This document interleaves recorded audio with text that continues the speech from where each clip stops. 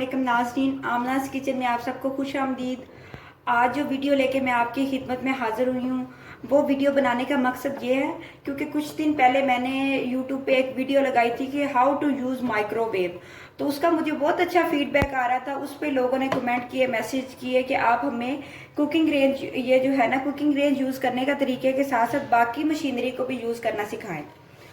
तो ये जो चॉपर है ना, ये आजकल की जदीद चीज़ है। इसमें बहुत सारी आइटम्स आ रही हैं और ये बड़ी अच्छी चीज़ है। तो मैंने सोचा कि मोस्टली लोग खरीद लेते हैं इस तरह की प्रोडक्ट, लेकिन वो इसको यूज़ करना नहीं जानते। उनको पता नहीं होता कि इसमें क्या क्या बनता है, इसमें हम इसको किस तरह यूज़ किया जाता है। मशीनरी साथ में कॉपी मिलती है जिसमें सारा यूज़ करने का तरीका लिखा होता है, लेकिन औरतों को ख़ास तौर पे कुछ चीज़ों की समझ नहीं आती और इसको किस तरह साफ रखा जा सकता है।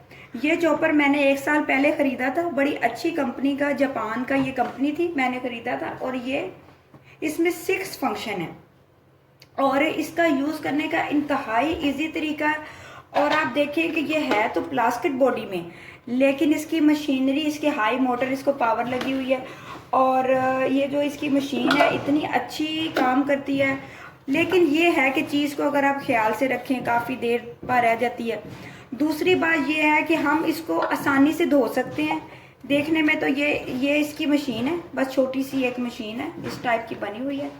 ये इसके ऊपर ऑप्शन बने हुए हैं जिस पे ये इसका पावर बटन लगा हुआ है और ये चॉपर है।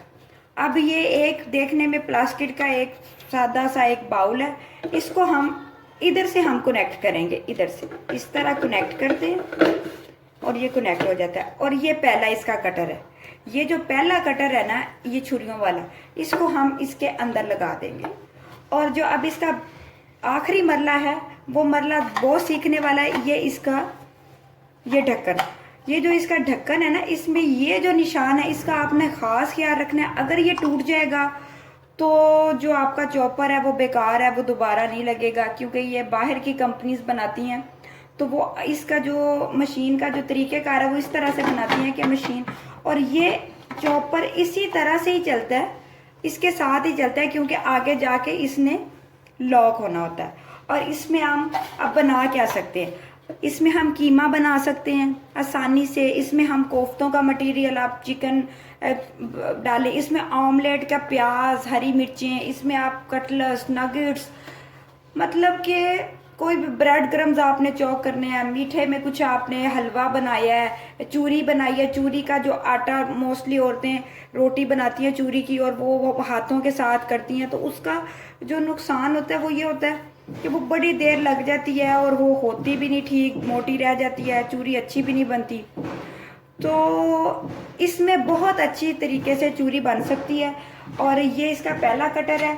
उसके बाद इसका दूसरा कटर है ये बहुत अच्छी चीज़ है। इसमें आप चीज़ को कर सकते हैं, जैसे हम कद्दूकश करते हैं, गाजर, मूली, सलाद इसमें बनता है, गाजर हलवा बनाना होता है, वो हो सकती है, चीज़ हो सकती है। इसके अलावा जो भी आपने प्रोडक्ट जो आपने कद्दूकश करनी हो वो आप आसानी से कर सकते हैं। और ये बिल्कुल एक ही तरीके से, एक ही फार्मूले से ये बंद होता है और बंद होने के बाद इस तरह ये लॉक होती है और यहाँ से ये चलती है। जब हम इसको ऑन करते हैं तो ये यहाँ से चलने के बाद फिर हम इसको खोलेंगे और आसानी से धो लेंगे। अच्छा, इसको धोने का क्या तरीका है, अगर आप इसको यूज़ करने के बाद इसको गर्म पानी इसमें डाल दें, थोड़ा सा सर्फ डाल दें और कुछ देर के बाद आप इसको आम जो ब्रश होता है धोने वाला, उससे धो सकते हैं। और ये इतने अच्छा यूज़र में है ना, ये मैं बहुत देर से यूज़ कर रही हूँ और ये बड़ा अच्छा वर्क कर रहा है। तो आप कोशिश करें कि आप जदीद से चीज़ें, मशीनरी को यूज़ करने का तरीका आना चाहिए और आप इनको आराम से कुकिंग के चीज़ों में ला सकते हैं। आप इसमें भुने हुए चने का पाउडर बना सकते हैं, चावल जो पीसे हुए हम उसको यूज़ करते हैं उसका पाउडर बन सकता है।